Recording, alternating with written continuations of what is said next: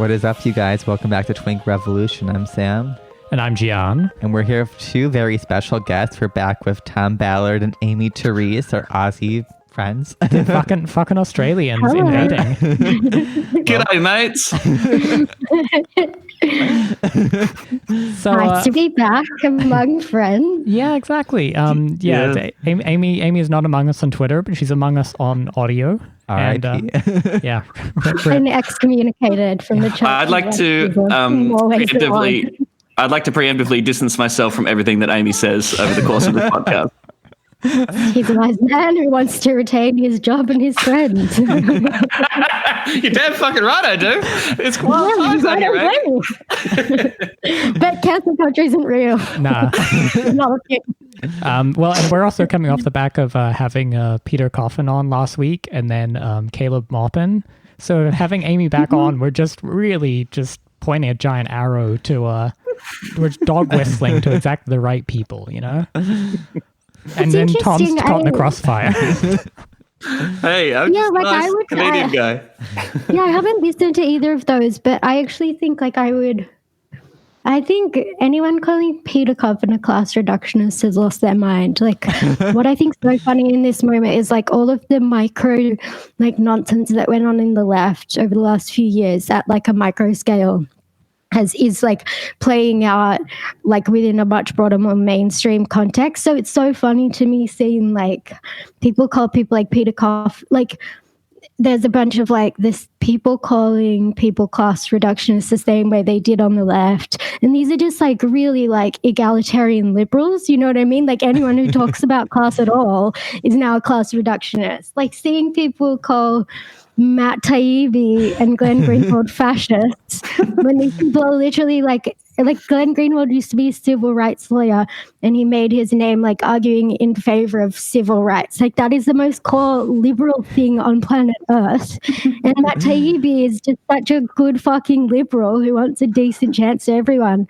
And that they're now calling these people fascists in the way that they did with us is like, it's depressing on the one hand, but it's also very like reassuring to me, like, because like in some small part of my head occasionally I'm like, oh my God, what if I am like all the things they call me? Do I have a blind spot? Like am I inadvertently advocating things that I'm just like not I'm like, do I have this massive blind spot, Yeah. But then I see them doing it to those people. I'm like, no, okay, it really is a little bit it's like discovering that you're gay. People call you gay in high school for years and years and years, and after a while you go, oh, I am a nut. Yeah. Well, I mean, yeah, people call me reactionary, and then I find myself having like more in common with the analysis of people like Moldbug and Tucker Carlson. And I'm like, shit, like on the one hand, like they weren't entirely wrong, but like what do these labels mean at this point? Well, that's where I think like you get into the questioning, because if all the sands are shifting underneath the labels, then the label is implying something, but just not quite what you think it is, if that makes sense. You might have noticed America's fucked, and ever since the collapse of the Bernie campaign, the American left is adrift and lost at sea, and I feel like a lot of people don't know what the fuck comes next. And so we decided to bring in some Australians to do a sort of reverse imperialism episode where we're going to make Australians fix America for us. So kind of like what I wanted to ask each of you just off the bat is a little bit about like, where would you personally be putting your energies? And then, you can answer in an Australian context too, whatever. Like, fuck, the world is kind of shit right now. Like, where do you think it's actually worth putting any energy whatsoever? What's a dead end? What should we be doing? Tell us how to live, please. Okay. First off, I'll go first, and then Tom can disavow everything I say. It's fine. He's done the preemptive disavow, but then he can do make sure, just reiterate it. No, but I think what I would want to challenge is some of your premises. So, like for instance, this idea that the American left is cut adrift and that sort of thing. I actually think what the American left was suffering from is a case of mistaken identity. The past few years, they're attempting to do some form of allegedly working class politics, to do some form of like non-neoliberal, non-ruthlessly capitalist politics. But ultimately, like that was an illusion. And even Bernie himself was part of the problem insofar as like the American left is no different than American liberals, which is exactly why you have Jeff Bezos scolding customers and giving plaudits, people giving plaudits for doing so. Like, because the American left is a ruthlessly anti-working class set of actors, which makes perfect sense given the class position of the majority of people who are pursuing that. And like the American left's like leading light, the hope of the left was AOC, who is literally like scolding people for white fragility and helping mystify the stakes of literally everything. Like Bhaskar Sunkara and Bernie himself have both said things to the effect of like they want her to be president someday. Cornel West, another leading light of the left, the other day said hopefully AOC 2024. So like I think it's actually a mistake to say the American left is cut adrift. I think the only thing that's cut adrift is like they're eventually going to have to bite the bullet in terms of like what they actually are. It's just a case of mistaken identity. I think maybe I meant me and Sam are caught adrift. Well, that's what I mean. I think it's people who genuinely believed what that set of actors were purportedly doing or hoping to do.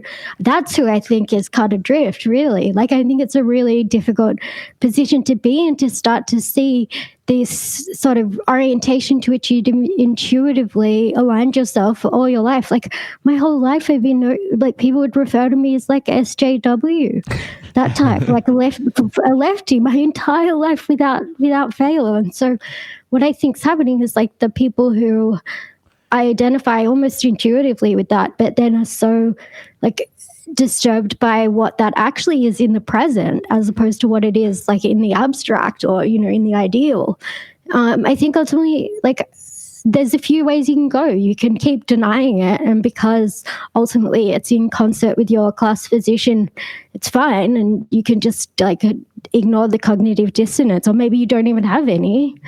Or you can sort of stay there and try to, like, you know, do this Sisyphean task of pushing a boulder up a hill, trying to make people do stuff that's totally against their class interests, which is what I felt I was doing the last few years.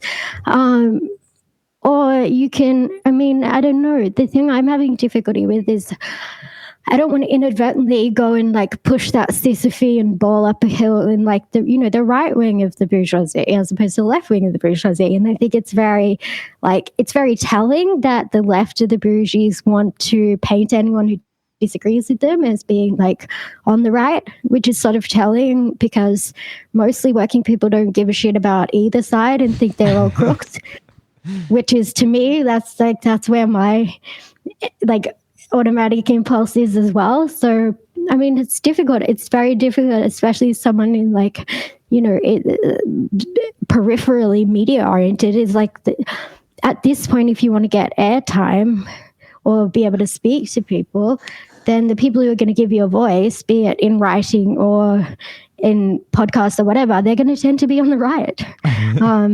Because at the very least, we have mutual enemies at the moment to one degree or another. But I'm very cautious because I don't see my natural affinity being with any of the bourgeoisie, be they right or left. But if you want to sort of have the platform to speak to people, then that's a really difficult contradiction to navigate, I think. But yeah, it seems I don't have any easy answers, I'm afraid. It seems like so many people who supported Bernie are like still caught up in that he lost and trying to justify actually they did accomplish stuff, when like I think for me and GM, once Bernie was gone, we were like, okay, we're never talking about him again. Like, we're done. We thanked him and we discarded him. He's like a sugar daddy. We're like, oh, you gave us the money. You don't have any more money. Now leave us alone. And everyone's like, now they're all like, oh, now we need a sugar mommy. We need AOC, or we need so I'm like, we need like Sean Kane of like Black Lives Matter or something to tell us. But the irony is that they're the ones giving the money to them. It's the other way around. Right. They're the sugar daddy.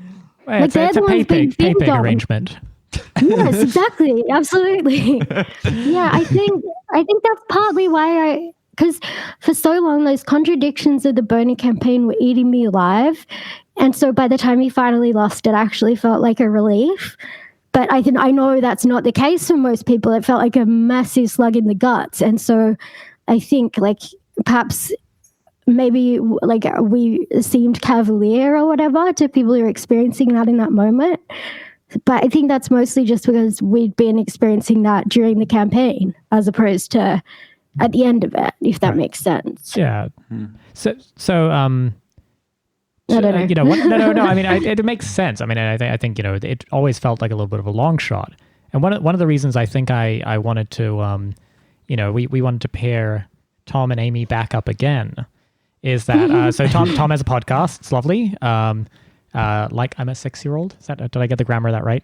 Yep, and it's really good. Yes. He interviews a lot of interesting guests, and one of those interesting guests once was Aimee, and Aimee's podcast, What's Left, is fantastic. Sorry, just getting those plugs in early. For the people who turned this off, they were just logging in to check up the Strasserism levels. They got what they wanted. But I mean, Aimee, the only podcast left of the American left. Exactly. Twink Revolution, What's Left, and Like I'm a 6-year-old. Yeah, Who talks exactly. to Australians. That's it. Exactly. That's the Tucker Carlson. Yeah, that's the left. We are hashtag we are the left. I have to disavow. This is where I have to disavow, my friend. Let's write an open letter, you guys. That'd be fun. Yeah, we're signing Aimee's name without telling her. Okay. But Aimee, Don't worry, if you put my name on anything left-oriented, you know how the responses are going to roll. we'll get you and Glenn He's Greenwald in not there. a leftist. Okay, I guess. Thanks. We'll do our You own said Harper's it. letter. It'll be like the Harper's letter of the canceled left. But Aimee, I think, has self-described as a bit of a sort of a clear-eyed pessimist in terms of you sort of you critique, you come to critique. No, You don't reckon? I'm not a pessimist. I think it's You're a realist. I think it's Everyone says they're a realist. No, Aimee. but I think it's pessimistic and cynical to be insisting that a certain political project is oriented towards a particular interest when all evidence points to the contrary. That, to me, insisting that is doing what it purports to when everything it does is actually the opposite. To me, that's what cynicism is. Yeah, well, and yet identify it as such, I get called cynical. I'm like, no, that's not cynical. Oh, no, I would never No. call you cynical. I think you share a tendency I do, which is to say that like it's pretty easy to see the ways shit will go wrong. No, I think it's going right. I think it's doing what it needs to do. Well, yeah, but I mean from maybe its a personal goals are not my perspective. goals. Yeah. I mean, it sucks. It's really heavy. No, exactly. But- This is But like I just am very like I try to keep the feelings out of it mainly. So I just too quickly I'm like, okay, well then they're not doing that. Like it's shitty, but like I'm not that emotionally invested in this thing called leftism or whatever it is, Yeah. So it's fine. Well, and so the thing is, Tom, on the other hand, you're such a sweetie, and I feel like you always take the best possible reading of like people. Not and yet again, I would call you a realist. You're not like naive. It's more like, but I've often heard you sort of give people a fair hearing. So I'm curious, what do you think? Where are you putting your energies these days? And do you want to repudiate? Do you want to just distance yourself from Aimee any further, just to make sure that the career's okay? Yeah, Amy, that was disgusting, and I'm sick of your pipeline to fascism. But Yeah. Fair enough. I disavow myself. yes, look, Aimee Terese, welcome to the left. Welcome to free white gay man canceling a Lebanese woman. Don't worry, it's fine. I'm politically white. Lateral violence. All right. I mean, yes, look, it's very easy to get cynical, and it may be a hangover from my liberal lefty days, but I still do get inspired, or at least I need some kind of hope, and I look at, I don't know, the videos work on me. I'll see a video of Bernie Sanders saying things that I agree with, and I look at his career and his I try and find the good and the highlights in which I think he, seriously did fight for working class people, and I hang on to that. Same with Jeremy Corbyn, to be honest. And I don't know, that means something to me, and it's not a political program. Right, yeah. No, I'm not saying you don't, but I'm saying this is where I am. But it's fucking bleak. I think, Sam, you tweeted, right, that fucking DNC platform committee vote on Medicare for all. Yay, 36, nay, 125. Abstain 3. So it's just like, Jesus Christ. That's the thing, where the rubber meets the road. It doesn't matter about individual people's intentions. I believe to the bottom of their core that people like Bernie Sanders and Jeremy Corbyn are like noble. They want all of the things that they talk about, right? Like, I don't think they're lying or conniving or trying to trick people. But what I do think is their political orientation is inadequate. It's not enough to be a utopian socialist, because utopianism ultimately ends up supporting the establishment or the reaction. And there's a whole long history, like this is borne out in Marx and Engels as well, like it's not people, like, I think for the longest time we've come to conflate like ineffective with malicious or mean or dishonest or whatever. But like, people can be ineffective and still be the best people on earth. I mean well, but I'm an ineffective clown.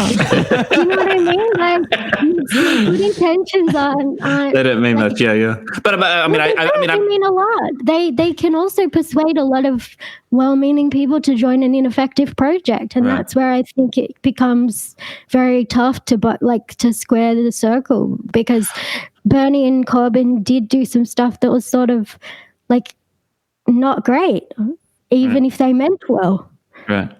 I mean, you tweeted, Aimee, I think that, Corbyn and Sanders were the farewell tour of the left. That fucking got me right in the guts. I mean, that was... I think they were, though.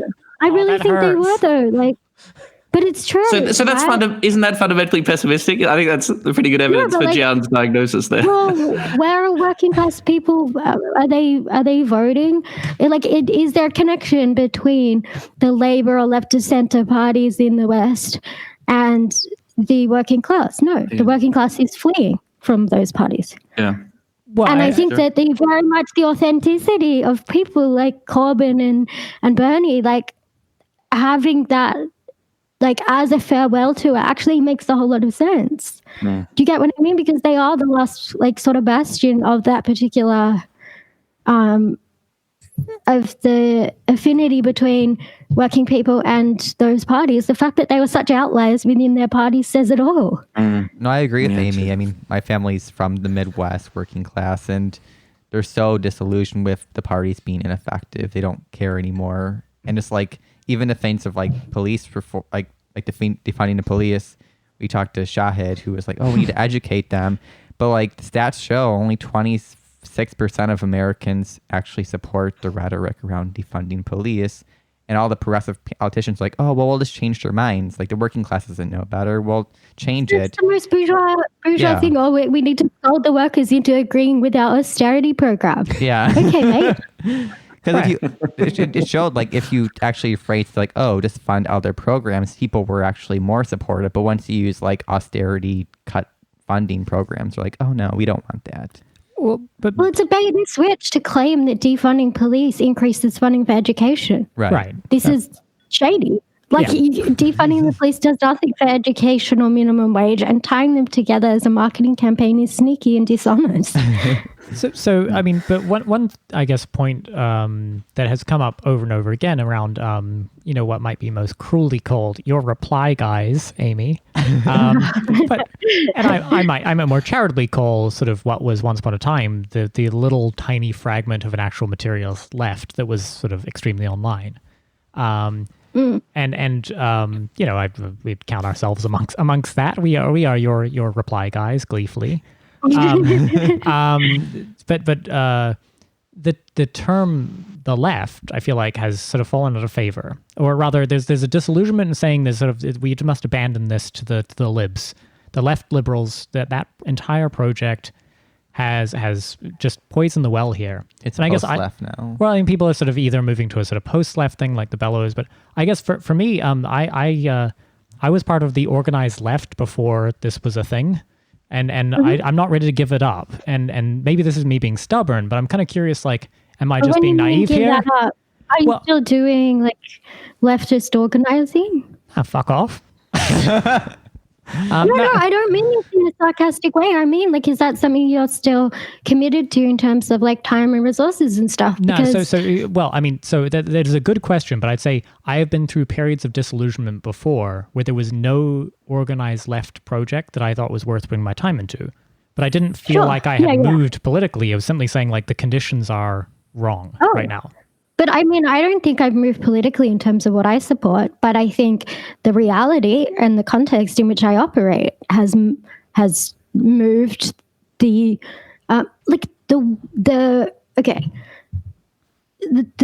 what I want to do is fundamentally incompatible with what the left wants to do or cares about. But which left? Because I think this is where we're What getting left? to terminology. Because What other what's left is that? Aimee? No, but I mean, like, I just spent 3 years like trying for this thing that seemed like sort of the consummately left project, and the people in power who had the capacity to go balls to the wall in favor it, the people who now wear the crown as like the left, so to speak, they were the people who are actively, to one degree or another, I mean, I want to say undermining, but I don't even think that's quite right. I think ultimately what they conceived of that project as and what I conceived of that project as were not the same thing, because to them, Elizabeth Warren was a not as good leftist. And to me, she is an enemy. And so it ultimately comes to seem that, like, if those labels are not communicating what you want them to communicate, you can either keep insisting that actually, no, a real left is X.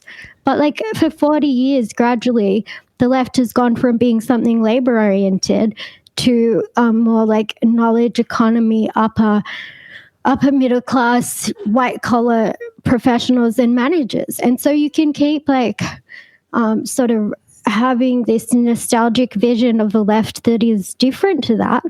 But at a certain point, I think it's you're not doing materialist politics if you're denying the reality of what the left is. But do you think No? I mean the problem is the term the left, right, as a weird anachronism, has always been a grouping of political tendencies which have contradictions within them, right? And so this is where I guess I get down to the rubber meeting the road in terms of like, there are people who identify as leftists, and I don't know, I have no grounds to refute that self-identification, who have diametrically opposed political aims, right, to me or you or Tom or anybody. So like I feel like is it ceding too much ground? The bourgeoisie, it doesn't matter. For instance, ultimately, I just think that a bourgeois parliament is, if it's ever doing anything for working people, it's like concessions at best, right? And they're dependent on the era of capitalist production. And like, given where the left is and given the era of capitalism in which we're oriented, like, I just don't see how the left, such as it is, like the bourgeois left, has anything but is anything but ruthlessly opposed to what the working class. And like, I just don't see why. Like, I have no nostalgia for a label, and I almost feel like perhaps calling myself a leftist as such was like, because ostensibly they were the people who allegedly are better for working people. But just, that's why I called myself that. Like, I never quite bought all of the cultural projects. Like, to be fair, like I very much believed in like those liberal notions of like racial equality and all that sort of thing. But this wokening that's happened on race over the last 10 years, it's been sort of accelerated. But like, even if you just look at, say, Obama's speeches from his being elected in 2008, I say things that he would have said then that get me called a like neo-reactionary fascist. Like he said in his speech about like how in North Carolina they had like people who fly the Confederate flag as part of their coalition, right? Whereas I say something like, oh, I don't know, maybe assuming that everyone with a Confederate flag sticker on their truck is like a racist KKK member. Like maybe that's a mistake if we're trying to do politics. And then suddenly it's like, oh, she's defending the Confederate flag. She's a racist. She's a member of the KKK. She loves slavery. Like what? Wait, what? Like this has just gotten to such a like fast forward unreality point at this point that like I can keep insisting on an individual case-by-case basis that, like, actually, that's not a leftist position. The real leftist position is ABC. But, like, that's not the case anymore. So, I mean, you can keep trying to, like, tell them to think a different thing or pursue different things, but, like, it's pretty clear it's against their class interests. Tom, are you still a leftist? I don't know anymore. Whatever Aimee said. No, I mean, like, Jan, you and I have sort of joked. Like, I messaged Jan saying, "Are we post left now? Is that what we have to be?" I just got here. Okay, I just got here and I'm confused. Post left was such a. Can I just say one thing and then I'll shut up? Sorry. No, you're good. So we don't silence women on this podcast, Aimee. Don't worry, I don't think I'm politically female either. Because when I had objections to Me Too, and that meant I was a men's rights advocate. You see how slippery this stuff is? Like, if you happen to be of a certain group and then contradict the party line, well, then you're no longer of the group, which kind of tells you everything about that type of politics, really. Anyway, but in relation to the post-left thing, like, Edwin threw up that thing as, like, kind of a vague placeholder, like, just sort of Edwin indicating from the editor of the Bellows, right? Yeah, sorry. Yeah. And so, like, I have never ever thought that, like, a political magazine of any kind is a politics, and neither does Edwin. Remember, check out twinkrev.com for the record.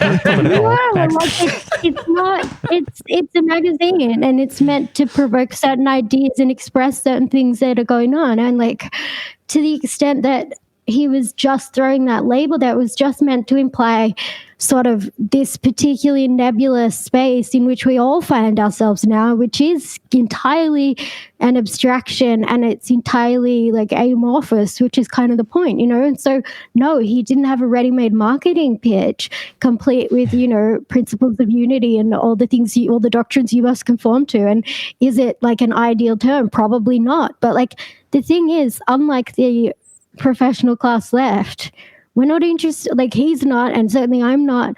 Like, my priority is not marketing.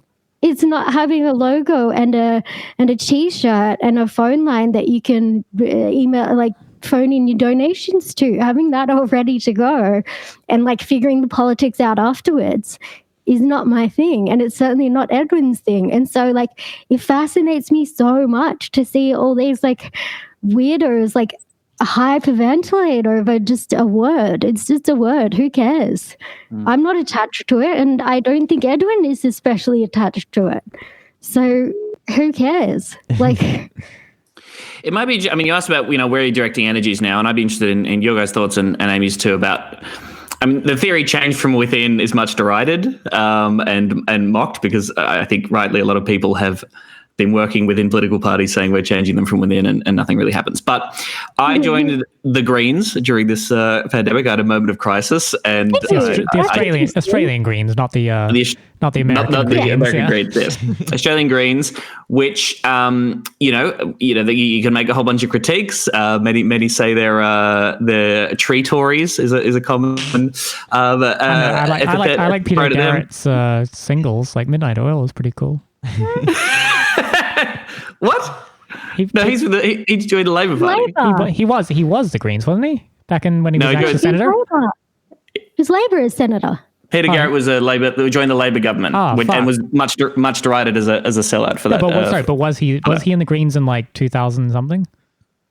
Oh, right. He used to be a Greens member, then went to Labour. Cool. Yeah, maybe. I think so. I don't know. Fuck. Sorry, I was talking to bits while you're trying to make a serious point, Tom. Go on, please. That's right.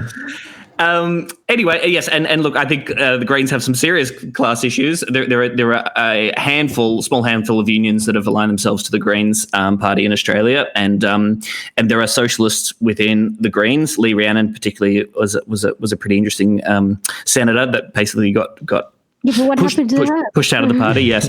So there's a lot of problems with it, particularly the Victorian Greens. The Queensland Greens is a really interesting story where you've got some really dedicated, young, exciting socialists who have worked hard to push that party to the left. And I think basically the left, even though they don't have factions, but a socialist mindset is pretty dominant, and there's this young mindset in Queensland Greens, which is kind of cool.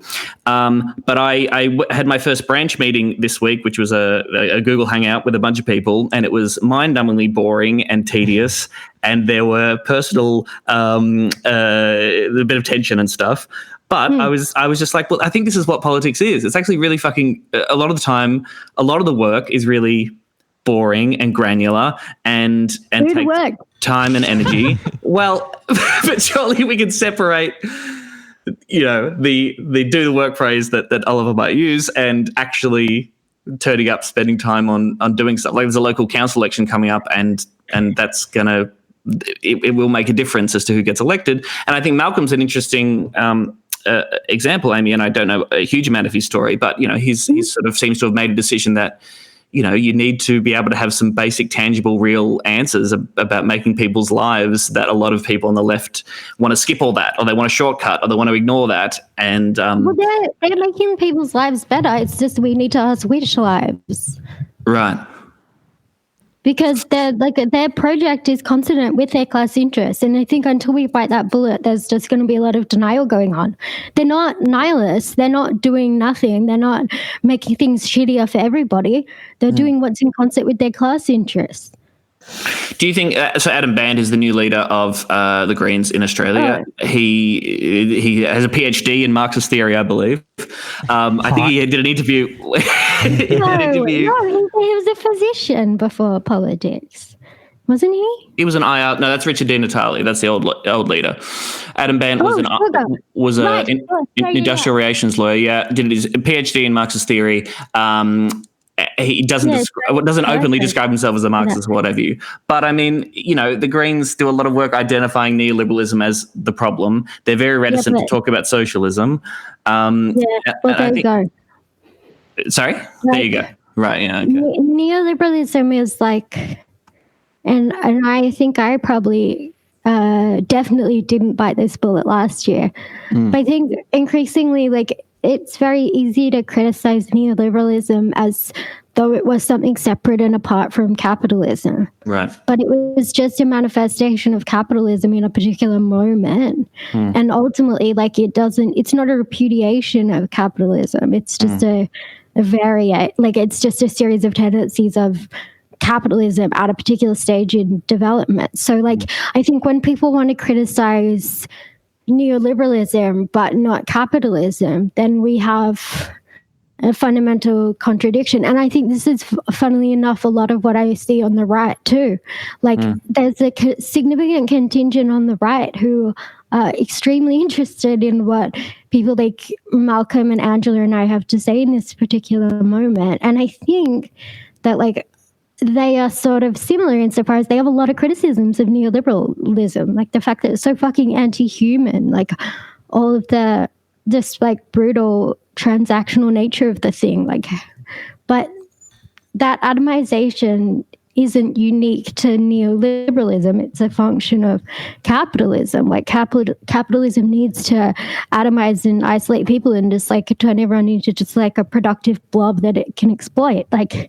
That's the nature of the beast. And so I worry a lot about whether it be on the left or on the right. If we're criticizing just neoliberalism, then what we end up with is a sutra that kind of covers over the wound and almost legitimates it in the long run, rather than actually explicating what's producing the problem and attending to that, because we can change neoliberalism and it would just be some other version of capitalism. Are the people in the party that Malcolm's joined, is it the Swedish Democrats? Am I right? No, he's not. No, he's not a Swedish Democrat. Oh, is he not? No, that was a joke. Absolutely not. No, this is a joke. I didn't get his mention as a joke. I'm sorry. I need to look into it more. Just because he bites the bullet and all the shitload criticism, so he just doesn't care. Okay, right. not like so he's helping his friend Marcus with this like populist, like non-leftist, non-rightist party that is basically just gives a shit about working people. Third positionist, Aimee? Is that what you're saying? Oh my God, please, Third way. Okay, that's interesting. Yeah, right. But he is, and on the podcast, you're talking about finding common cause, or I guess you're identifying a similar critique from people that you would normally associate with the right. No. Okay, so I want to just be really careful here and just speak for myself. I think I'm in even a more difficult position than, say, Malcolm or Angela, because I'm far less convinced that okay, so I know, for instance, Malcolm and Angela both on the podcast have suggested that, like, you know, a social democratic project within sort of these sort of Western nations is very much like a doable thing. And it was sort of contingent that it wasn't necessarily going to happen through these leftist parties in this particular moment in time. And I think they're somewhat hopeful that there is be it a plausibility of something akin to that, whether it be on the right, so to speak, or just on like a non-leftist party through electoral politics. I think the true black pill there, which is that I think we actually do need something. I'm less convinced that that pursuing a social democratic program through bourgeois institutions at this moment in history, I think, is very much a different goal to what it was in the mid 20th century, when I think it was far more possible, because I think it complemented the stage of capitalism that we were at and the amount of workers' power within the economy. Whereas I think that like the ability of working people to persuade capitalists to give those sorts of concessions, like I don't think capitalists need to give those sort of concessions today to buy social peace. And so whether I think we can push those through electoral politics is I think it's much less likely. So I'm far less convinced. And I feel apprehensive to ever describe myself as like a communist or like a revolutionary socialist, because those terms, again, are so larpy and ridiculous. Like that type of talk is the type of talk I was mocking 3 years ago, you know, but think of our theme song right now. Yeah, like it's so larpy. Like but I've just yet, like I've been reading a lot of left com stuff, and it seems to me the only stuff with any explanatory value. But then like, I don't know. I think, I don't think it's so much negative when you actually realize, like, again, the majority of working people, like, I don't think the left is the answer, but I don't think the right is either. I think the majority of working people already don't like any of them. You know what I mean? And I think if what you care about is working people and like advancing the changes that are necessary for most people to live a decent life, like I don't think you should be looking up to the bourgeoisie and begging them for scraps. I think ultimately, like what needs to be done is like it sounds so naff, but like actually do think change does need to come from below, not from above. Yeah, I'm kind of in the same group of like, I don't see electoral politics post Corbyn or Bernie to be a tool for change anymore. I think it's just so cut off from like any opposition party that it's kind of pointless at this point. I think something much more extreme probably needs to happen. I don't think the American left is willing to do any of that. Like I've been looking into like a lot of the ML parties, like the tanky parties, whatever you want to call them. Yeah, I reject that too. No, I know, I'm joking. But like the Marks, I don't call them tankies. I was joking. I get called all the time. Sam's a tanky. Yeah, I'm a tanky. I'm a tanky Nazi bitch. But the Marxist-Leninist party is, yeah. I've been looking into, and they all have issues. And my biggest issue is I think they still have a disconnection from all of the workers' movements. I think they get caught up into like the like imperialism. They're another bourgeois faction. They get caught up They're in another like faction of bourgeoisie. Yeah. They get caught up in just imperialism and like decolonization and like the racial stuff. But whenever I hear any of people talk, I never hear about the class positions of anyone. And to me, that's the issue. Like, I think of my family as like the measure of like, oh, would they actually respond to any of this? Because they're not like left wingers. They're like regular people who like their communities and families and like their churches and shit. And I'm like, they would hate like a lot of this. Like they like Bernie, because they wanted like healthcare and stuff, but they weren't optimistic he was going to win. They're like, he probably won't be able to do any of this for us. So like, I'm not sure where to go. Like, I've been looking into the parties. I'm like, will it be worth? Yeah, Sam's been doing the work on doing well, introductory stuff. I was on the right wing for so many years in like the libertarian world, and it was so well constructed and stuff, and it was easy to join, very effective, right? Yeah. and like it was very big tent, and like you could disagree people and still actually work together. And I'm like, can I even find something similar on the left? And I don't think I'll find anything similar to that, which I kind of miss and want to actually work on. But when you actually think about it, the fact that the left contains everything from Marxist Leninists through to just like self-described neolib centrist shills. You know, like half the people in the Democrats like make jokes about that, but like actually embrace that. Like people like no opinion or whomever, where he's like self-described, I'm a neoliberal. I think it's a feature, not a bug. Mm-hmm. Like the fact is, they're all right or die Democrats. And the difference between them is branding. And to the extent they're not Democrats, they say vote for Jill Stein, which supports either nothing or the same thing, ultimately. And I don't have easy answers to like, no. Oh, we need a workers' revolution or whatever. But I just think the extent to which, like, okay, so this type of parliament is a legitimation device for the bourgeoisie to retain inordinate amounts of power in order for the workers to remain the workers. Right. And so that's what that parliament does. And so I think in capitalism's ascendant phase, and for a number of decades thereafter, you could make working people's lives better and still maintain the legitimacy of that system by this, where sort of meritocracy, so-called, and like class mobility was possible. Well, but I think once you reach a certain point where it becomes self-evident that this system is actually just squirreling more and more money to the top because capitalism has a tendency towards monopolization. So then you start on the right seeing all these like anti-monopolists who sound like the progressives of yesteryear, But I think ultimately, like, if you want to deal with that, you have to deal with capitalism. Like, you can't scold people like Jeff Bezos into giving up power. No, there's brave congressional testimony that he got owned. Don't you know? Yeah, he got so owned that half of his staff were the biggest supporters of AOC. Yeah, that's actually just funded by Silicon Valley. Well, I mean, he certainly has plenty of workers. I mean, so one of the things I guess that kind of leads into is what I wanted to ask both of you about is kind of in terms of as we think of the value of a term like the left, which, as you say, encompasses a bunch of people with actually kind of diametrically opposed class interests and sort of personal careerist interests or whatever. I'm not sure that it does. Well, that's what I'm saying. Let's say people using it broadly, because we all do it. We all kind of use the term loosely, and we'll say the left to mean like me and Sam sitting in this room right now, and then we'll use it in the same breath to talk about AOC. Yeah, AOC or the Democrats, like the so weird wing of like the bougie, the left wing of capitalism. But at least to say that some of the value of that term in the past, and I mean when there were actual sort of material fights going on, was to say who are your friends.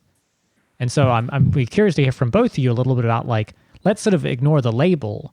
But there's a huge sort of American anarchist contingent, for example. They're all bread tuber weirdos, and they like spend all their time canceling us and Aimee and whatever. Tom, you'll be next. Yay! But yeah, congratulations. But no, so I'm kind of curious. Like, I'll just be happy for the attention, to be honest. Yeah, exactly. I want people to be talking about me again. Nice It's been ages. Yeah, it's okay. Tonightly was a great show, Tom. Don't worry. I'd be curious to hear from each of you a little bit about like, who do you regard like from this coalition that was never really a coalition? Who would you save on the life raft? Who gets to stay, and who do you actually think is aligned with your class interests? Who maybe doesn't share your direct politics? Is that a complicated question? I don't know. But Tom, why don't you tell us something, Tom? Jesus. I mean, first of all, does it? Now you know how matter. Professor Jordan Peterson felt when you gotcha'd him. Destroying him once and for all. Gosh. So, when I was really getting interested in socialist ideas and Marxism, I spent a lot of time in Australia, at least, or at least in Melbourne. Perhaps let's really localize this. The majority of people who are talking a lot about socialism, Marxism are revolutionary socialists. So the socialist alternative, a lot of Trotskyists there. I'm sure there's a huge anarchist contingent within that, and they have no time or interest in electoral politics broadly, generally speaking, and really, like talking about the barricades. They have formed an electoral project called the Victorian Socialists, which sort of imploded a little bit, but it seems to be getting their shit back together. So that's, some revolutionary socialists. Did they want to salt the unions? No, I'm serious, because I actually don't think these people are revolutionary socialists is essentially the claim I would want to make. Because I think they ultimately want power within the extant institutions. Because, for instance, like if you're talking about barricades in the contemporary context, you're talking about union fights, no? Like they are part of unions. They're all members of the unions, yes. Yeah, exactly. And the unions are a faction of the bourgeoisie, ultimately, in capitalism. I can't unions now? Oh, my God. No, you can like them. You can like everyone. You can like everyone. No, you can absolutely like everyone. But ultimately, I think we really need to think about the fact that the unions initially were slated by socialists as something that could potentially help enact revolution. That was the entire point of them, right? But after 1917, especially at this point, it's very, very clear that you can have everyone be in a union. You can have even strong unions, and it doesn't change capitalism. But it did buy us the gains we got, right? I mean, to the extent that and I don't know whether I'm just reciting lib talking points. Workers revolting against the boss is what caused it. And unions obviously are kind of a neutered shell of themselves, but to the extent that you would say, you might say that's the original intention. If you look at unions very carefully today, their primary purpose seems to me to be stymieing class struggle, making sure that it doesn't get out of hand. Certainly in Australia, the union strategy is elect the Labor Party. Yeah. Of course, here too. Concentrated here to an even greater extent. No, I think I'm saying that it might not be a structural limitation of unions as much as that they were the labor unions that existed during a period of labor radicalism didn't or were not quite fit for purpose in terms of the challenges that they faced, and the ones that survived were the ones that were not really troubling capitalism. Well, for the U.S., the ones that were... And is that not a structural problem with unions in terms of if you want revolutionary activity? I don't know if it's structural. For the U.S. unions, the wildcat... If you institutionalize anything, it has to be amenable to the existing institutions to retain any kind of power.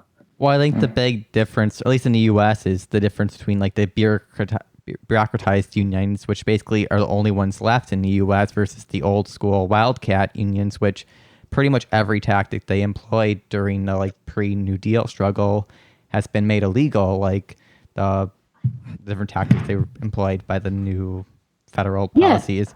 So I think its unions are fine, but the ones that are actually malleable to worker demands versus these highly hierarchical bureaucratized unions where the top people, the chiefs, are not connected to the rank and file. I mean, we see this the teacher unions. I'm seeing Aimee laughing because I cracked up too. Well, I mean, you said the magic words. I'm sorry. Sam. Well, an example is teachers who are part of a union. For example, did a survey of they are actually more comfortable and want, for example, the modern issue of police in schools, but the people in charge of the union disagreed with them fully. And it's there's not a connection anymore between the regular workers and the ones who administer all of these bureaucracies. Well, it functions like a corporation. Right. I mean, that's what I mean. Yeah.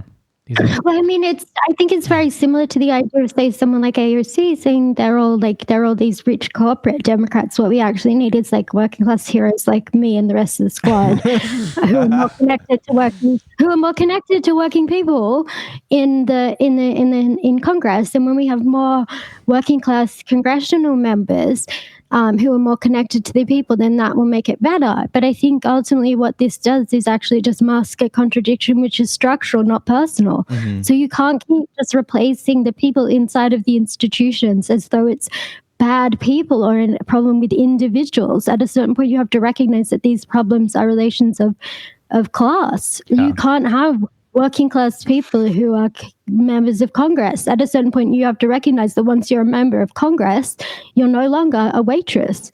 And people like AOC very deftly capitalize on this like mystification of the idea that she's some like currently a working class person because she served drinks one summer at a bar. This is silly.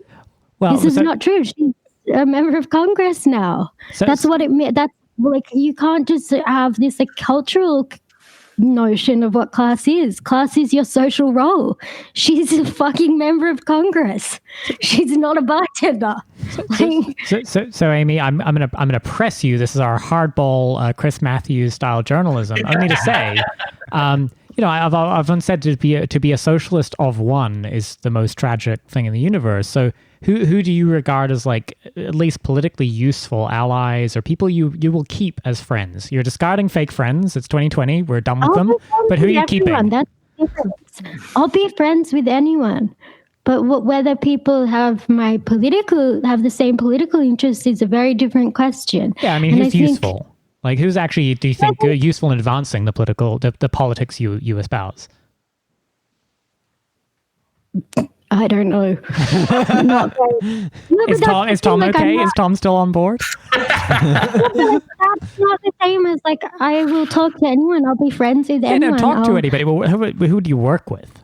I mean, I don't mean doing the work. I'm not trying to be trite. I mean, I regard anarchists as my political enemy. Put it that way. I'll throw that out there. Oh, and yeah. so, anarchists first. Absolutely. Right. Fake friends, they're gone.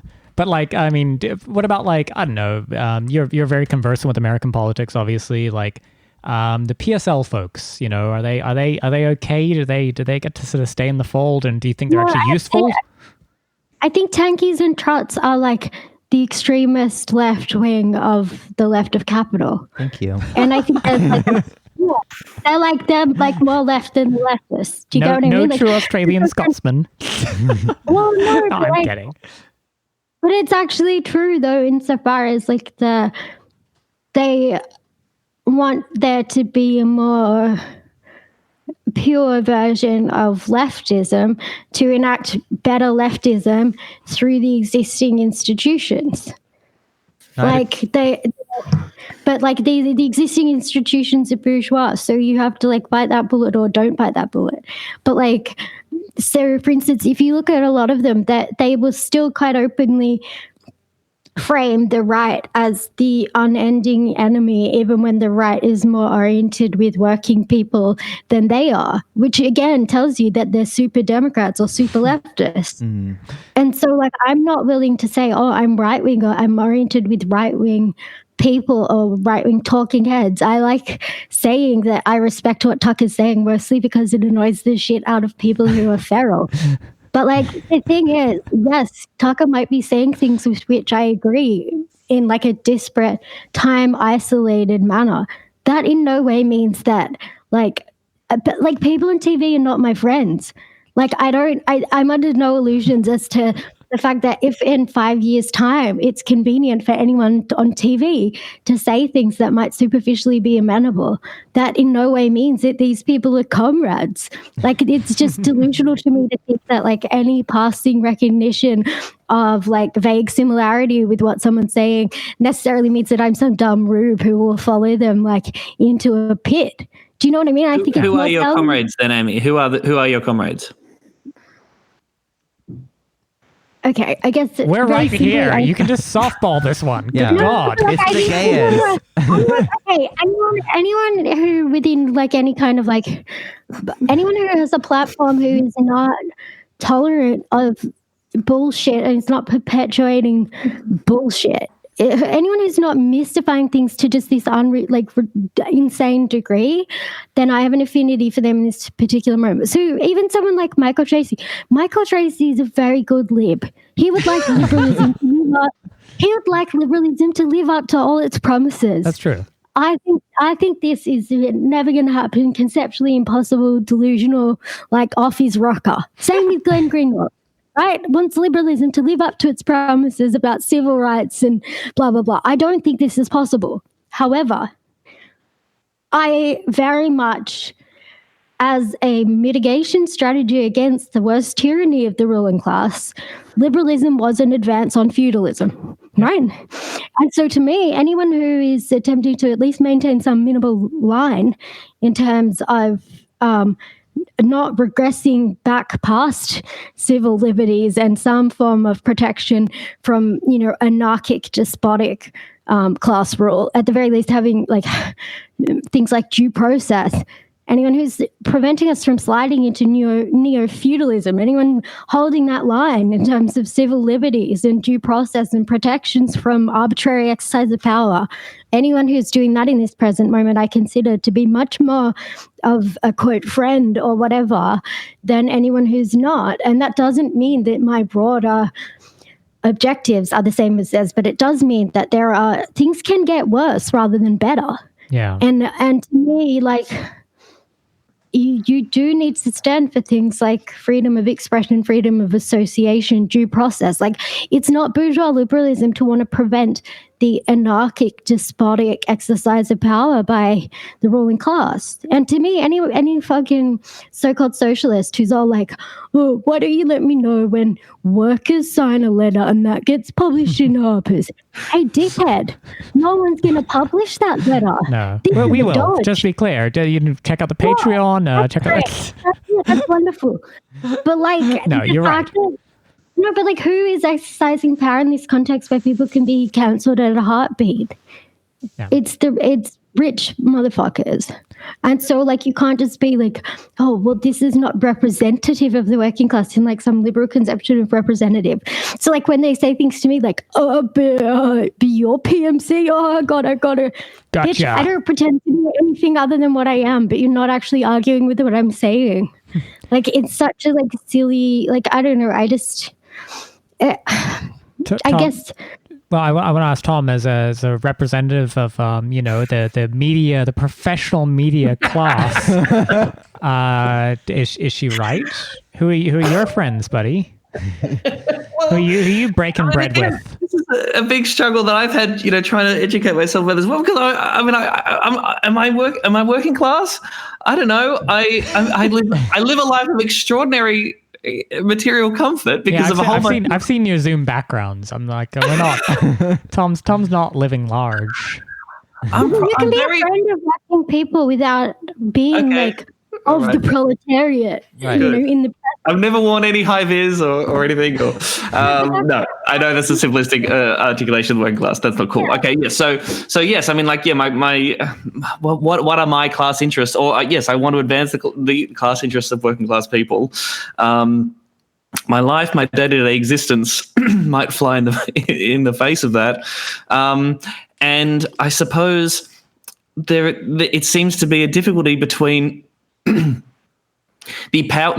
Broadly, just how much working class people have been beaten down in our society means that the people that have the time and effort and resources to dedicate to political activism are very rarely people who aren't in that class, because working class people are really busy being working class people and trying to survive day to day, Yep.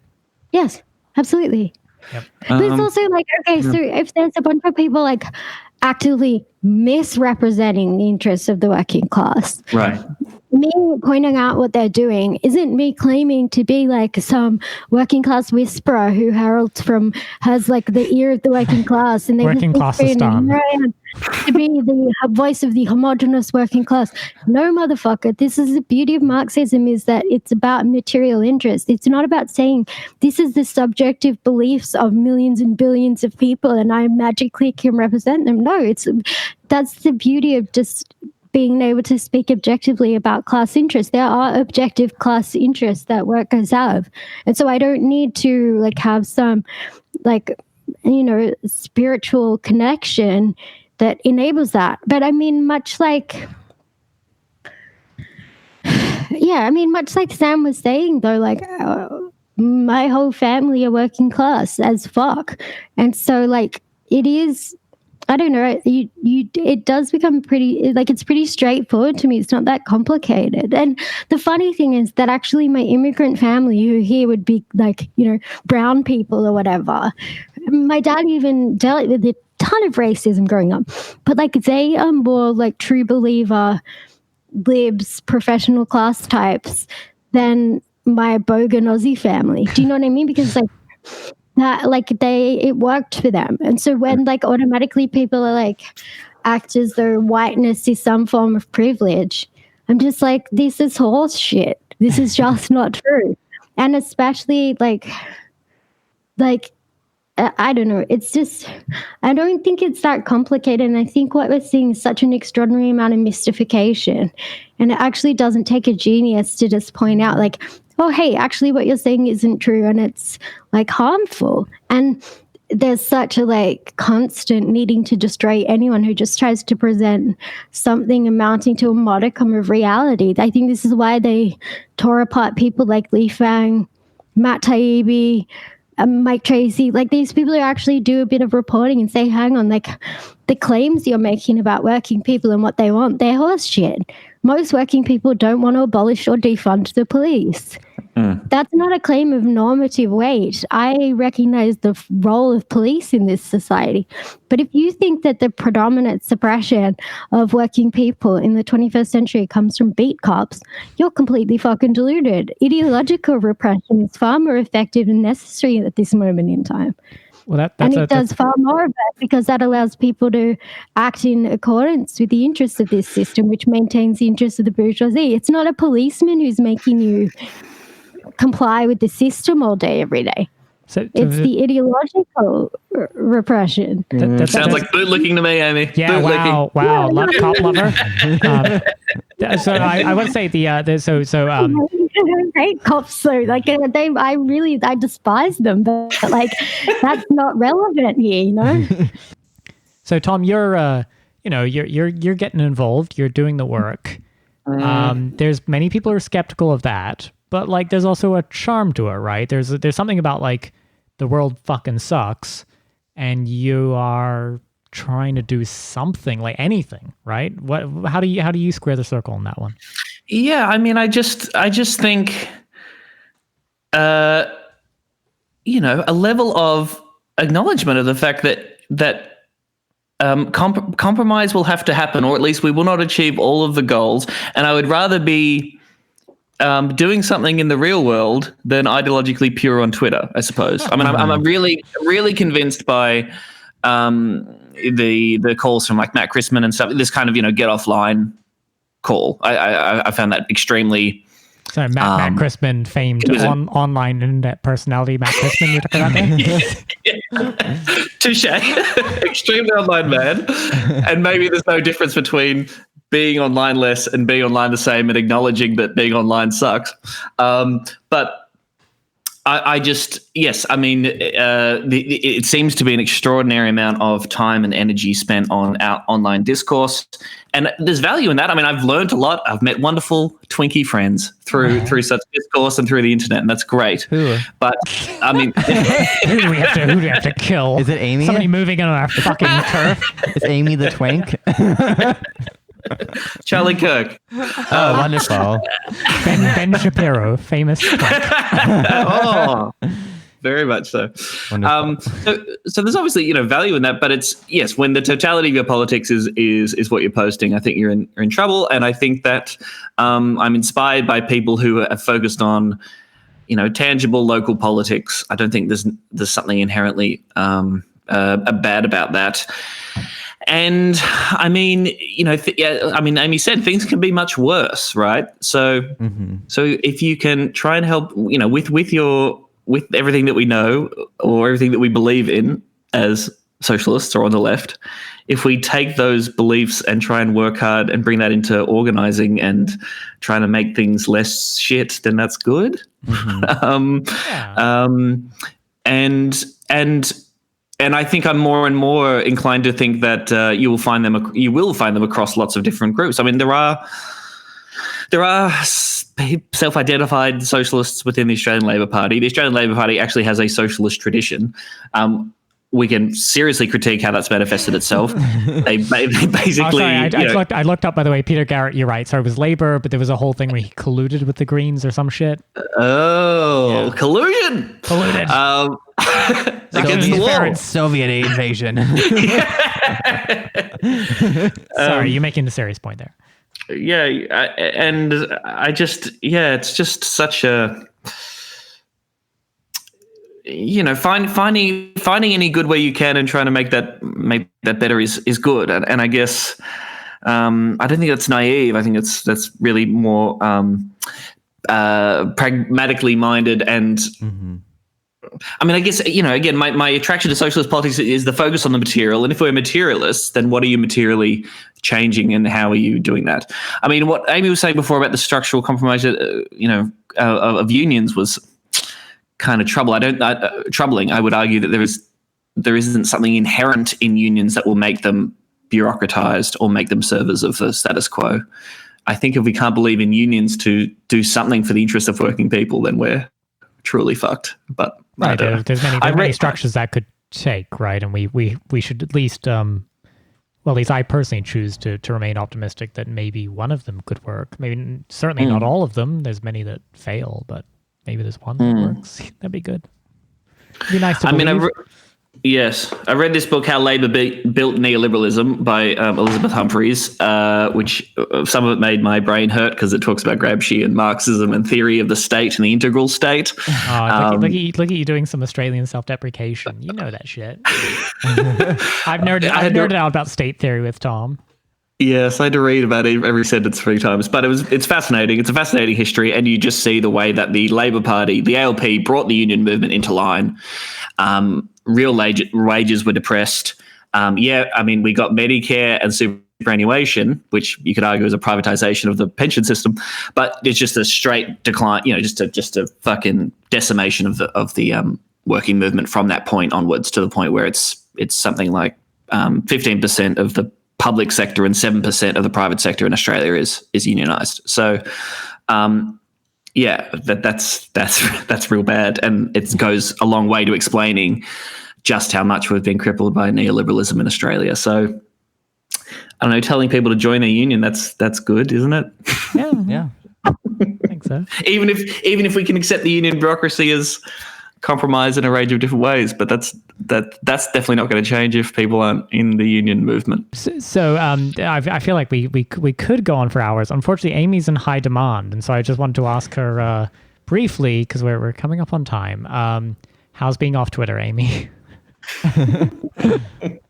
No, I'm getting used to it now, I guess. I just think it's hilarious now that, like, it's funny watching the people who policed me out and made my life miserable are now filling the me role with Gwen Snyder. So it's like they want to both be like edgy, but then also actually what they're doing by, like, they benefit from this bullshit rebellion posture, but they know exactly where the line is and they're the ones who draw it.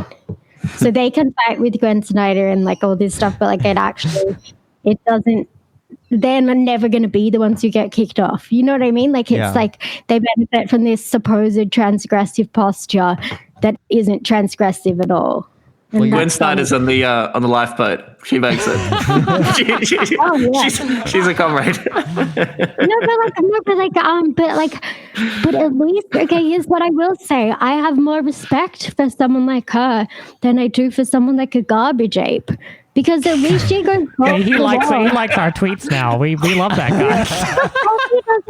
Here's the thing, okay, but she will. What a she sentence. has identified me. What a time. Because she identifies me as an enemy. She allows me to say, yes, that is my enemy. Whereas that clown garbage ape will police me, destroy me, but then claim to have the same politics. It's like, no, bitch, you don't. You're the one who draws the exact line. You're the one who makes he's the one who, when you say that the Bernie campaign is not doing what it needs to do to make shit happen, he will police you out of the discourse only to post the same thing 3 months later. Do you know what I mean?